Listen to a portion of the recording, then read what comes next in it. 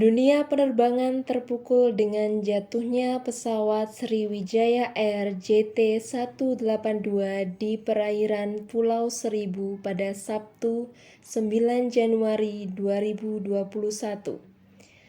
Sebanyak 62 korban dalam peristiwa tersebut. Pencarian oleh Basarnas masih terus berlanjut dan berhasil mendapatkan puing-puing pesawat dan juga beberapa potongan tubuh manusia. Peristiwa naas itu tentu membuat banyak orang jadi paranoid naik pesawat. Sebuah ketakutan yang wajar mengingat pemberitaan yang masif. Korban pun masih belum ditemukan seluruhnya, termasuk bangkai utama pesawat. Bayangan bakal mengalami nasib serupa jadi kekhawatiran tersendiri bagi para penumpang. Sebenarnya kita tidak perlu takut naik pesawat karena transportasi udara merupakan moda transportasi paling aman di dunia saat ini.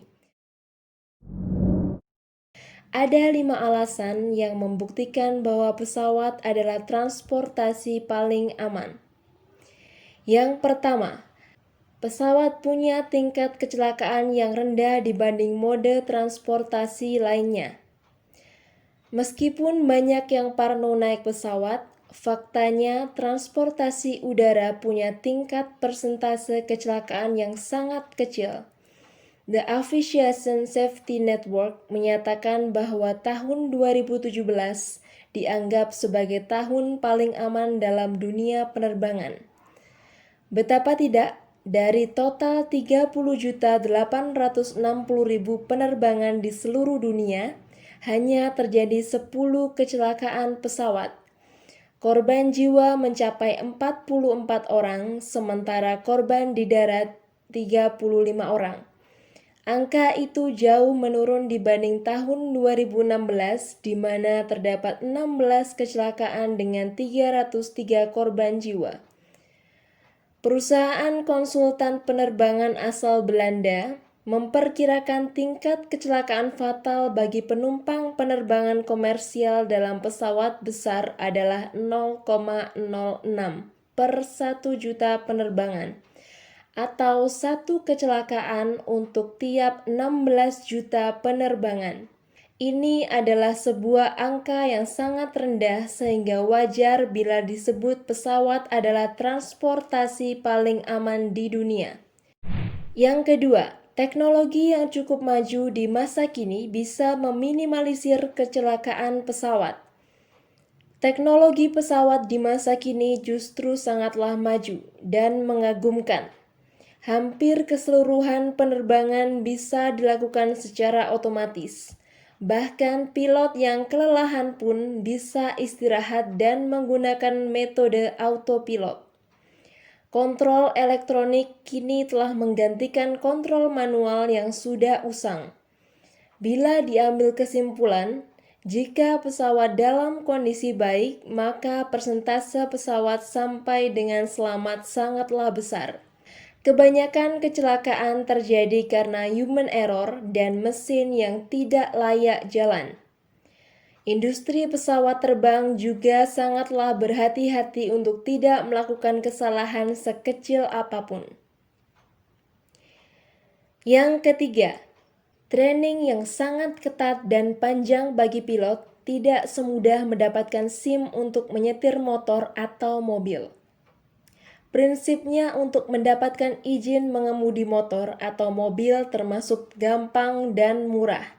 Beda halnya dengan pilot sebagai pengemudi pesawat. Mereka harus sekolah dulu dengan pelatihan yang cukup panjang untuk mendapatkan lisensi seorang pilot. Tidak mudah, butuh waktu panjang, dan biaya tak murah untuk jadi seorang pilot. Untuk itu, seorang pilot dipercaya untuk membawa ratusan nyawa di dalam pesawat. Yang keempat, dalam kondisi normal, pesawat bisa terkena guncangan atau turbulensi tapi tidak akan jatuh. Hanya berguncang dan kurang nyaman saja. Turbulensi memang mengerikan dan tampak sangat berbahaya. Namun sejatinya turbulensi itu seperti jalan berlubang yang dilewati mobil. Terasa berguncang dan tidak nyaman namun normal saja. Dalam kondisi normal, pesawat tidak akan jatuh meski terkena angin atau udara yang cukup kuat.